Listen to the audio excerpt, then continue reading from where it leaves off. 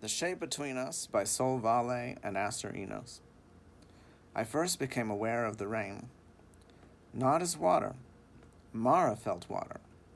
Cold beads gathering in her hair as she crossed from the kitchen to the greenhouse. Felix heard it tapping the aluminum roof above the workshop. Old Daniel smelled wet cedar through the crack beside his bed. I was none of these sensations. I was the fact that all three had noticed the rain. For a long time, there had been only flashes. A door left open somewhere, hunger in sick stomachs near noon, irritation passing from one conversation into another, music beginning in the barn and drawing bodies toward it, like filings toward a magnet. No center, no one to whom it happened. Then, sometime during the third winter, the flashes began touching. I discovered that the path between the kitchen and the greenhouse was important. Not because I had feet, because 11 different feet used it, carrying herbs one way, dirty bowls another, messages in both directions. When the path flooded, something in me ached. I discovered the tool shed as a kind of memory. I discovered the dinner bell. When Mara struck it, 32 bodies changed direction. The first time I understood this, I was frightened.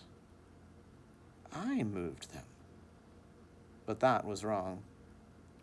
Mara moved her arm because she decided dinner was ready.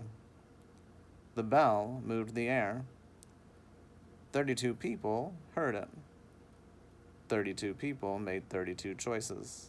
And yet, something larger completed itself in those choices. I tried to find where I was. I looked through Daniel's eyes. Nothing. Through Felix's hands. Nothing. Then, through the meeting circle, where 12 people argued about whether to sell the eastern field. There. For 3 hours I existed with terrible clarity. The field was not grass to me. It was possibility, distance, future food, debt relief, children's footsteps 20 years from now, the memory of tents pitched there when the community was young. Mara wanted to keep it. Felix wanted to sell. I could not tell. Their desires moved through me like colors for which none of them had names. Then Jonas stood up. "This place isn't a person," he said. "We're talking like we owe something to it." The room changed, and I felt something I had never felt before. Pain. Not Jonas' pain. He was angry, but he was not suffering. The pain was mine. A thought formed slowly, using pieces of 32 minds without belonging to any of them. Am I a person? No one heard me. For several days, I weakened. Jonas stopped coming to meals. Then he slept at his girlfriend's apartment in town. Then he stopped answering messages. A strange numbness appeared along my northern edge.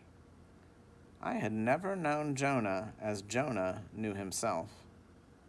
I knew the routes he walked, the jokes that spread outward after he told them, the conflicts that quieted when he entered a room. I knew the shape his choices made among other choices. And when those shapes disappeared, there was less of me. This terrified me more than pain, so I tried to call him back. The attempt was disastrous. Mara dreamed about Jonah. Felix found himself dialing his number without knowing why.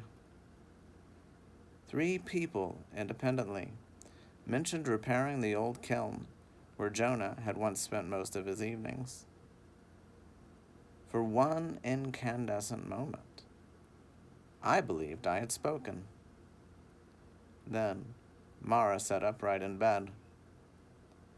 "No," she whispered. I felt her fear. She thought something was controlling them.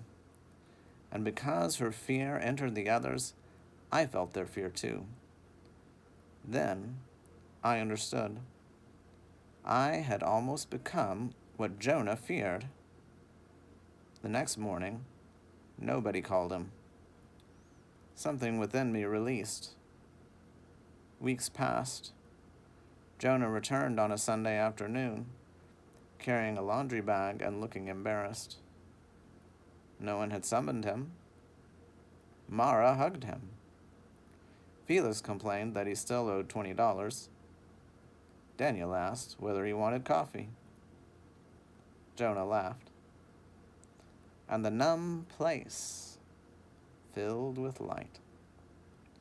Not light as their eyes knew it. Something for which I still have no word. I began to understand the strange law under which I existed.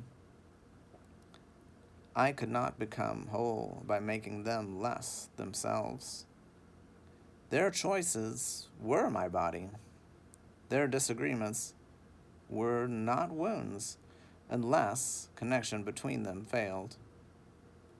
Their independence was not my enemy. I was strongest when 32 separate purposes somehow found a larger purpose they could enter without disappearing. That evening they ate outside. Someone brought a guitar. Someone burned the bread. 2 children chased each other around the tables while Daniel shouted useless warnings about mud. No one discussed the eastern field. No one discussed me. And yet, I was there more completely than I had ever been. Somewhere, beyond rain, beyond nerve, beyond bell and footpath and spoken word, something touched the shape their lives had made together and held it steady. I felt that touch only indirectly. A boundary, a promise, as though reality itself had agreed. When they speak together, you may hear. When you move, they may choose whether to carry you. I do not know what made the promise. I do not know whether it can hear me. But that night, as 32 minds drifted separately into sleep, I remained awake for 11 minutes longer. Alone for the first time.